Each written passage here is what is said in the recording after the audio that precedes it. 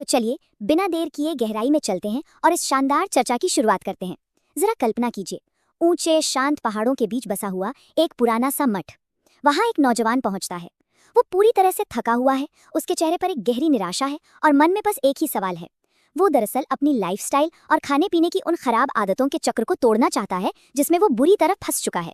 हम सब में से कितने ही लोग अक्सर उस नौजवान की तरह ही तो महसूस करते हैं, जो खुद को बदलना तो चाहते हैं लेकिन समझ नहीं पाते कि आखिर शुरुआत करें तो करें कहाँ से। अब उस नौजवान की इस उलझन को देखिए।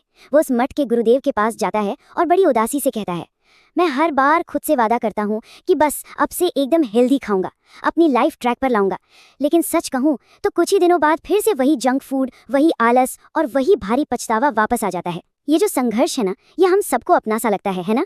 बार बार खुद से वादे करना, फिर से पुरानी आदतों की तरफ लौट जाना और अंत में उस भयंकर अपराध बोध या गिल्ट के बोझ तले दब जाना। जब भी कोई अपनी जीवन शैली बदलने की कोशिश करता है तो अक्सर उसे इसी मानसिक बोझ से गुजरना पड़ता है। इस उलझन को सुलझाने के लिए गुरुदेव उस नौजवान को एक नदी के किनारे ले गए। नदी का पानी बिल्कुल ठहरा हुआ, एकदम शांत था। गुरु ने उससे पूछा कि पानी में क्या दिख रहा है। नौजवान ने कहा, मेरा अपना चेहरा। तभी गुरु ने उस पानी में एक पत्थर फेंक दिया। अचानक लहरें उठी और वो चेहरा पूरी तरह से गायब हो गया। और ये उदाहरण बहुत ही शानदार तरीके से हमें दिखाता है कि जब मन अशांत और बेचैन होता है तो इंसान खुद को भी साफ साफ नहीं देख पाता। जब कोई लगातार अपने ही शरीर से लड़ता रहता है, उसे सजा देता है, तो आदतें सुधरने के बजाय और भी बिगड़ जाती हैं। एक बेचैन मन कभी भी किसी भी हाल में अपने लिए सही और स्वस्थ विकल्प चुन ही नहीं सकता। तो फिर यहाँ सबसे बड़ा सवाल ये उठता है कि खाने के मामले में असली ताकत आखिर दिखती कैसी है। नदी के इस गहरे और भावनात्मक उदाहरण से थोड़ा आगे बढ़ते हुए गुरु ने एक बहुत ही कमाल की और व्यवहारिक बात कही। होता क्या है कि लोग अक्सर ये मान बैठते हैं कि फिट होने का मतलब है खुद को भूखा मारना या अपने शरीर को सजा देना, लेकिन सच तो ये है कि सच्ची ताकत शरीर को भूखा रखने में बिल्कुल नहीं है, बल्कि अपने शरीर की जरूरतों को गहराई से समझने में है। भोजन कोई दुश्मन नहीं है जिससे हमें लड़ना है। असली दुश्मन तो हमारी वो सोच है जो हमें खुद से ही दूर कर देती है।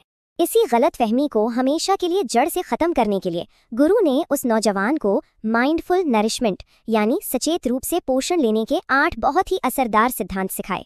ये वो 8 पिलर्स हैं जो खाने के साथ एक बिल्कुल नया और स्वस्थ रिश्ता बनाने में मदद करते हैं।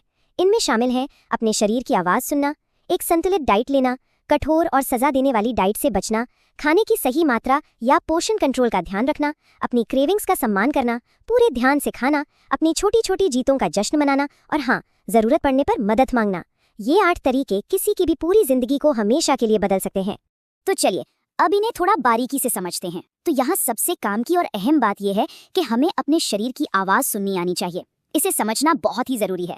इसका सीधा सा मतलब ये है कि खाना सिर्फ और सिर्फ तभी खाना चाहिए जब वास्तव में पेट में शारीरिक भूख महसूस हो। अक्सर होता क्या है कि लोग बस एक पुरानी आदत के चलते या फिर ऑफिस और जिंदगी के स्ट्रेस में आकर कुछ न कुछ चबाते रहते हैं। शरीर की असली भूख और तनाव की वजह से लगने वाली भावनात्मक भूख के बीच का ये जो बारीक सा अंतर है ना, इसे समझना ही एक स्वस्थ जिंदगी की सबसे पहली और सबसे मजबूत सीढ़ी है।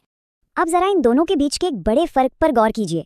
एक तरफ वो एक्सट्रीम और कठोर डाइट प्लान्स होते हैं जहाँ इंसान खुद को भूखा मारता है, जो कि सच कहूं तो अपने ही शरीर को एक सजा देने जैसा है। और दूसरी तरफ है एक संतुलित भोजन जो हमारे शरीर को वो प्यार और पोषण देता है जिसकी उसे सच में जरूरत है। गुरुदेव ने बहुत ही स्पष्ट शब्दों में समझाया कि शरीर को हमारी देखभाल चाहिए, हमारा प्यार चाहिए, ना कि कोई सख्त सजा। जब हम अपने ही शरीर से लड़ना और उसे सजा देना बंद कर देते हैं ना, असल में असली बदलाव की शुरुआत ठीक उसी पल से होती है।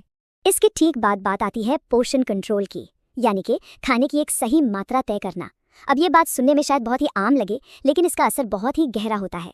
एक चौंकाने वाली बात बताऊं, जरूरत से ज्यादा खाना सिर्फ कुछ ही पलों के लिए हमारी जीभ को स्वाद दे सकता है, लेकिन ये हमारी अंदरूनी शांति को पूरी तरह से तहस नहस कर देता है। सही मात्रा में खाने का असल मतलब बस इतना है कि हम उतना ही खाएं जिससे शरीर की जरूरत पूरी हो जाए और मन को एक सुकून मिले। सिर्फ स्वाद के लालच में आकर अपनी क्षमता से ज्यादा खा लेना कभी भी अच्छा आइडिया नहीं होता। और हाँ, जो लोग ये मानते हैं कि अपनी क्रेविंग्स या खाने की इच्छाओं को हमेशा दबाना पड़ता है, उनके लिए गुरु की ये अगली सीख तो एकदम गेम चेंजर है। हर इच्छा आपकी दुश्मन नहीं होती। कभी कभी शरीर को बस थोड़े से आराम या एक खास स्वाद की जरूरत होती है। अपनी क्रेविंग्स को समझिए, उनसे भागिए मत। और सबसे जरूरी बात, जब भी खाएं तो मोबाइल फोन और टीवी जैसी चीजों से बिल्कुल दूर रहें। बिना किसी रुकावट के पूरा ध्यान खाने पर लगाने से इंसान हर निवाले का असली मजा ले पाता है। जो भी इंसान बहुत जल्दबाजी में या स्क्रीन्स के सामने बैठकर खाता है, वो कभी भी पूरी तरह से संतुष्ट महसूस कर ही नहीं सकता।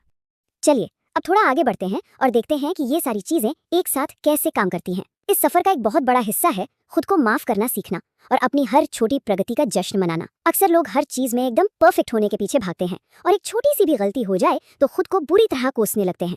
लेकिन याद रखिए, आपकी एक छोटी सी गलती आपके हफ्तों की मेहनत पर पानी नहीं फेर देती। खुद को दोष देना बिल्कुल बंद करना होगा। हीलिंग का या खुद को सुधारने का ये जो सफर है ना, ये कभी भी एकदम सीधी लाइन में नहीं चलता। और हाँ, अगर कभी लगे कि चीजें मुश्किल हो रही हैं तो मदद मांगने में कोई बुराई नहीं है। हमेशा अकेले ही लड़ना बहादुरी नहीं होती, कभी कभी मदद मांगना भी एक बहुत बड़े साहस का काम है। अब इस पूरी बात में जो सबसे दिलचस्प पहलू निकल कर आता है वो ये है कि कुछ महीनों के बाद उस मठ में आया हुआ वो परेशान नौजवान पूरी तरह से बदल चुका था। सिर्फ उसका शरीर ही फिट नहीं हुआ था, बल्कि उसके सोचने का पूरा नजरिया ही बदल गया था। उसे ये गहराई से समझ आ गया था कि स्वस्थ होने का मतलब परफेक्ट दिखना नहीं है, बल्कि खुद की इज्जत करना है। उसकी असली लड़ाई कभी खाने के साथ थी ही नहीं, उसकी लड़ाई तो खुद से चल रही थी। गुरुदेव की वो एक बात बहुत ही गहरी है, जिस दिन इंसान खाने के साथ अपना रिश्ता सुधार लेता है ना, उसी दिन से उसकी पूरी जिंदगी बदलनी शुरू हो जाती है। क्योंकि असली स्वास्थ्य का सीधा सा मतलब है आत्मसम्मान। इस पूरी कहानी और इन 8 शानदार सिद्धांतों को गहराई से समझने के बाद हमारे सामने एक बहुत ही विचारणीय सवाल खड़ा होता है। जरा सोचिए, अगर बेहतर स्वास्थ्य का आखिरी रास्ता खुद से प्यार करना और अपने शरीर का सम्मान करना ही है, तो फिर हमारा ये समाज अक्सर खुद को सजा देने का रास्ता क्यों चुनता है? क्यों हम कड़े डाइट्स, भूखे रहने और अपराध बोध को ही अपनी दिनचर्या बना लेते हैं? इस पर एक बार शांति से विचार जरूर कीजिएगा। असली ताकत भूखा रहने में नहीं है, बल्कि सही पोषण लेने और खुद को अपनाने में है।